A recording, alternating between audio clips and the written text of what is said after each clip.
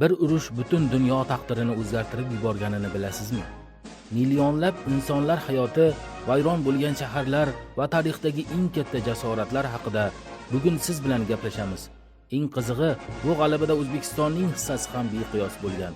Ushbu videoda Ikkinchi jahon urushi va O'zbekistonning qo'shgan hissasi haqida to'liq 10 daqiqada bilib olasiz. Ikkinchi jahon urushi insoniyat tarixidagi eng yirik va eng qonli qurolli to'qnashuv hisoblanadi. Ushbu urush yer yuzining deyarli barcha burchaklarini qamrab olgan va 10 millionlab insonlarning hayotiga zomin bo'lgan. Quyida urushning kelib chiqish sabablaridan tortib, uning yakunigacha bo'lgan voqealar ketma-ketligi hamda ushbu g'alabada O'zbekistonning tutgan o'rni haqida batafsil ma'lumot beriladi. Ikkinchi jahon urushining sabablari Birinchi jahon urushining yakuniga borib taqaladi.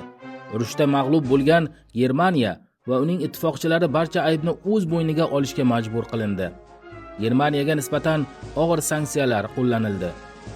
U o'z mustamlakalaridan mahrum bo'ldi va g'olib davlatlarga juda katta miqdorda qarz, deportatsiya to'lashi belgilandi. Ushbu iqtisodiy tazyiqlar Germaniya xalqi orasida haqoratlanish hissini uyg'otdi. 1920-yillarda Germaniya iqtisodiyoti giperinflyatsiyaga uchradi. Pulning qadri shu darajada tushib ketdiki, 1914-yildan 1923-yilgacha marka qiymati 1000 milliard barobarga o'sdi.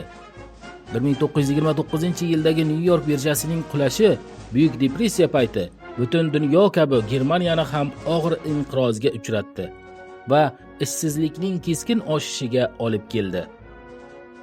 Bunday zaif vaziyatdan foydalangan Adolf Hitler boshchiligidagi natsistlar partiyasi 1933-yilda hokimiyatga keldi. Yangi tuzum harbiy qudratni tiklashga va barcha nemis tilli xalqlarni birlashtirish maqsadida tajovuzkor tashqi siyosat yuritishga kirishdi. Shu bilan birga Italiyada Benito Mussolini boshchiligidagi fashistik partiya diktaturani o'rnatdi va Efiopiya hamda Albaniyani bosib olishni rejalashtirdi. Osiyoda esa Yaponiya Xitoyga bostirib kirib, o'z hududlarini kengaytirishni boshladi. Germaniya o'z kengayishini Avstriyani qo'shib olish va Chexoslovakiyaning g'arbiy qismini bosib olish bilan boshladi. 1939-yilda Germaniya va SSSR o'rtasida hujum qilmaslik haqidagi pakt imzolandi va Yevropani o'zaro bo'lib olish rejalashtirildi. 1939-yil 1-sentyabrda Germaniya Polshaga hujum qildi. Bu esa Buyuk Britaniya va Fransiyaning Germaniyaga urush e'lon qilishiga sabab bo'ldi va Ikkinchi jahon urushi rasman boshlandi. Hitler Blitzkrieg chaqmoq tezligidagi urush strategiyasidan foydalanib, qisqa vaqt ichida Daniya, Norvegiya, Lyuksemburg, Niderlandiya va Belgiyani egalladi. 1940-yilda Fransiya armiyasi mag'lub etildi va Parij taslim bo'ldi. Britaniya kuchlari chekinishga majbur bo'ldi. Ammo Germaniya havo hujumlariga qaramay Buyuk Britaniyani taslim qila olmadi. Shu davrda Germaniya, Italiya va Yaponiya birlashib Axis ittifoqini tuzdilar. 1941-yil urush tarixidagi burilish nuqtasi bo'ldi. Hitler o'z rejalarini o'zgartirib, Sovet ittifoqiga bostirib kirishga qaror qildi. 1941-yil 22-iyunda Barbarossa operatsiyasi doirasida tarixdagi eng yirik harbiy harakat boshlanib, Germaniya SSSRga hujum qildi.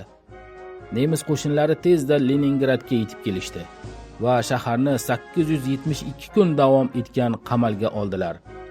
Biroq Moskva ostonalarida nemislar qattiq qish va qarshilikka uchrab to'xtatildi. Shu yilning dekabr oyida Yaponiya AQShning Pearl Harbor bazasiga kutilmagan havo hujumi uyushtirdi.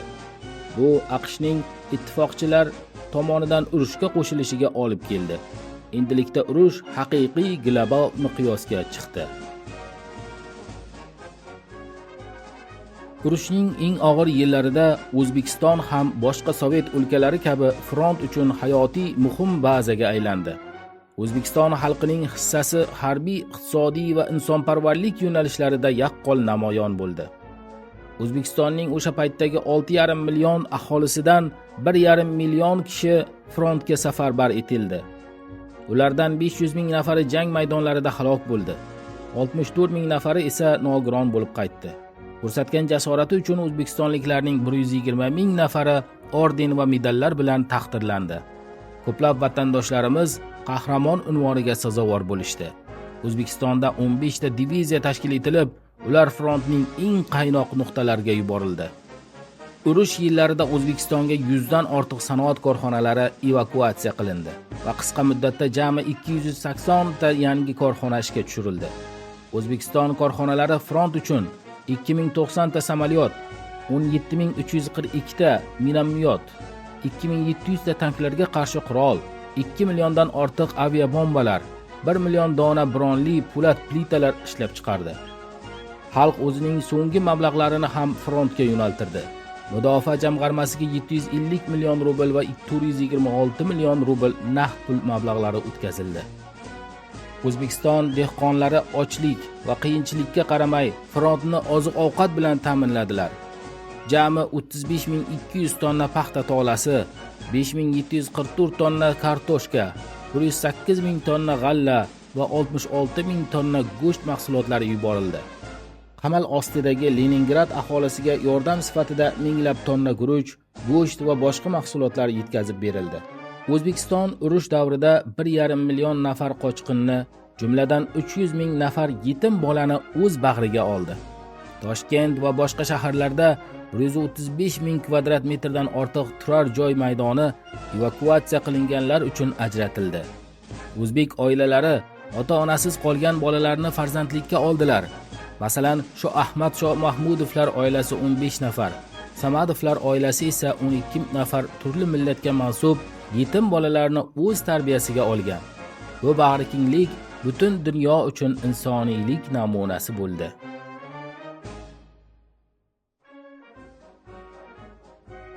Bir 1942-43 yillarda o'q davlatlari yirik mag'lubiyatlarga uchray boshladi. Sharqiy frontda Germaniya qo'shinlari Kavkazga borish yo'lida to'xtatildi va birinchi marta yirik harbiy muvaffaqiyatsizlikka uchradi. Ittifoqchilar Shimoliy Afrikani to'liq nazoratga olib, Sitsiliyaga qo'shin tushirdilar. Bu esa Italiyaning taslim bo'lishiga olib keldi. 1944-yil 6-iyunda ittifoqchilar Normandiyaga, Fransiyaga tushib, ikkinchi frontni ochdilar. Parij ozod qilindi. Sovet qo'shinlari esa sharqdan tezlik bilan Germaniya tomon harakatlanib, Germaniya chegaralariga yaqinlashdi. 1945-yil aprel oyida Sovet qo'shinlari Berlinga kirdi. 30-aprelda Gitler o'z bunkerida o'z joniga qasd qildi. 8-may kuni Germaniya so'zsiz taslim bo'ldi. Germaniya mag'lub bo'lsa-da, Yaponiya urushni davom ettirdi. AQSh va SSR birgalikda Yaponiyaga qarshi kurashdilar. AQSh Hiroshima va Nagasaki shaharlariga atom bombalarini tashladi. SSR esa Manchuriyaga bostirib kirdi. 1945-yil 15-avgustda Yaponiya taslim bo'ldi va Ikkinchi jahon urushi to'liq yakunlandi. Urushning oqibatlari dahshatli edi. 60 milliondan ortiq inson halok bo'ldi. Ularning aksariyati tinch aholi edi. Yevropa va SSSR iqtisodiyoti vayron bo'ldi. Holokost va boshqa konslagerlarda millionlab yahudiylar, qarshilik ko'rsatuvchilar va boshqa guruhlar qirg'in qilindi. Dunyo siyosiy xaritasi o'zgardi. AQSh va SSSR yangi global super qudratlarga aylandi. Tinchlikni saqlash maqsadida Birlashgan Millatlar Tashkiloti tuzildi. O'zbekistonda ushbu g'alaba uchun jonini fido qilganlar xotirasi hamon aziz. Har yili 9-may xotira va qadrlash kuni sifatida keng nishonlanadi. Bu kun nafaqat g'alabani bayram qilish, balki urush dahshatlarini unutmaslik va tinchlikning qadriga yetish kunidir. Video yoqqan bo'lsa, like bosishni unutmang. Izohlarda sizni eng hayratlantirgan faktni yozing va albatta 10 daqiqa kanaliga obuna bo'ling. Bu kanal vaqt va bilimni qadrlovchilar uchun.